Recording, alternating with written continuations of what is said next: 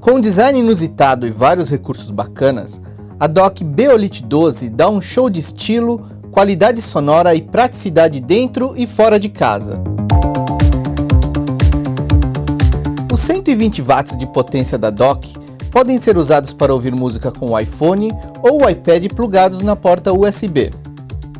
Também dá para ligar smartphones Android na porta USB, mas somente para a carga da bateria. A reprodução de música tem que ser feita pela entrada P2. Dentro de casa, o mais legal é usar a rede Wi-Fi para conectar a dock com aparelhos da Apple com a tecnologia AirPlay e PCs com o iTunes.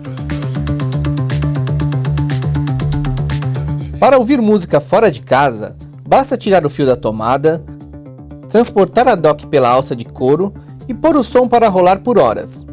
Nos testes, a bateria interna da Beolith 12 aguentou 3 horas e 32 minutos tocando música do iPhone sem gastar a energia do smartphone.